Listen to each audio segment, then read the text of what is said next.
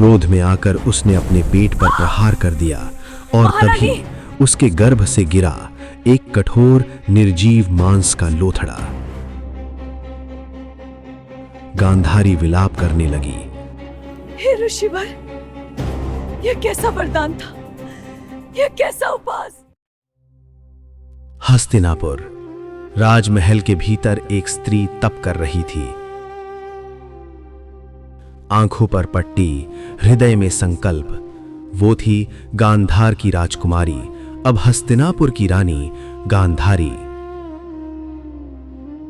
पति अंधे थे तो उसने भी संसार से अपनी दृष्टि छीन ली, पर उसके भीतर एक इच्छा थी। मैं 100 वीर पुत्रों की माता बनूं। रानी, तुमने सेवा से मुझे प्रसन्न किया है, मांगो क्या चाहती हो। गांधारी, भगवान मुझे 100 पुत्रों का वरदान दे। व्यास, तथास्तु, तुम्हें 100 पुत्र प्राप्त होंगे। और यहीं से आरंभ हुआ वो अध्याय जिसने भविष्य में महायुद्ध की नींव रख दी। समय बीतता गया, 1 वर्ष, फिर दूसरा वर्ष, पर प्रसव नहीं हुआ। उसी समय खबर आई, कुंती ने युधिष्ठिर को जन्म दे दिया है। महारानी, पांडुपुत्र का जन्म हो गया है। गांधारी, क्या? पर मुझे तो पहले वरदान मिला था। ईर्ष्या, पीड़ा, असुरक्षा, ये भाव धीरे धीरे उसके मन में विष की तरह फैलने लगे। क्रोध में आकर उसने अपने पेट पर प्रहार कर दिया और तभी उसके गर्भ से गिरा एक कठोर निर्जीव मांस का लोथड़ा। गांधारी विलाप करने लगी। हे ऋषिवर, यह कैसा वरदान था, यह कैसा उपास। यह अंत नहीं, आरंभ है। इसी से तुम्हारे 100 पुत्र जन्म लेंगे। उन्होंने उस मांसपिंड को 100 टुकड़ों में विभाजित किया। प्रत्येक टुकड़े को घी से भरे एक एक कलश में रख दिया गया। 100 कलश, 100 भ्रूण, 100 संभावित नियतियां।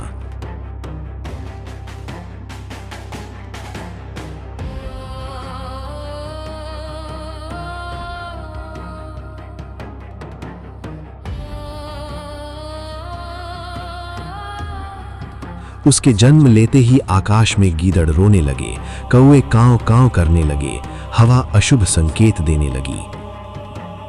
महाराज धृतराष्ट्र, इन अपशकुनों को हल्के में मत लीजिए। विदुर, हस्तिनापुर के सबसे बुद्धिमान मंत्री, जो भविष्य की आहट पहचान चुके थे। महाराज, यह बालक कुल का नाश करेगा, इसे त्याग दीजिए। नहीं, यह मेरा पुत्र है, मैं इसे नहीं छोड़ूंगा। और यहीं पुत्र मोह ने भविष्य के विनाश को आमंत्रण दे दिया। अब प्रश्न उठता है कि क्या एक ही गर्भ से 100 संतानों का जन्म संभव है? आधुनिक विज्ञान कहता है प्राकृतिक रूप से नहीं, लेकिन यदि एक भ्रूण को कृत्रिम रूप से विभाजित किया जाए, यदि उसे बाहरी पात्र में विकसित किया जाए। आज आईवीएफ, क्लोनिंग और आर्टिफिशियल वूम्ब पर शोध चल रहा है। क्या घी से भरे वो कलश प्राचीन कृत्रिम गर्भ थे, या ये कथा प्रतीक है कि जब जन्म ही अस्वाभाविक परिस्थिति में हो तो परिणाम भी संतुलित नहीं होते।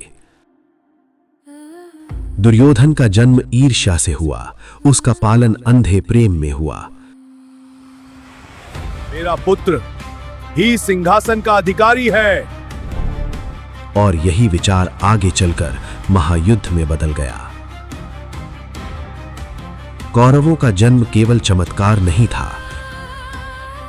जब ईर्ष्या गर्भ बन जाए, अहंकार पोषण बन जाए और मोह निर्णय बन जाए, तो परिणाम होता है विनाश।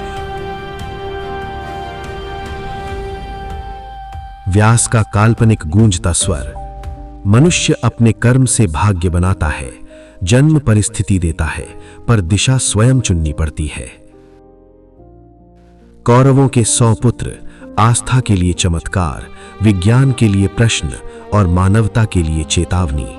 क्या ये कथा केवल पौराणिक है या हमारे अतीत का कोई भूला हुआ रहस्य? निर्णय आपका है।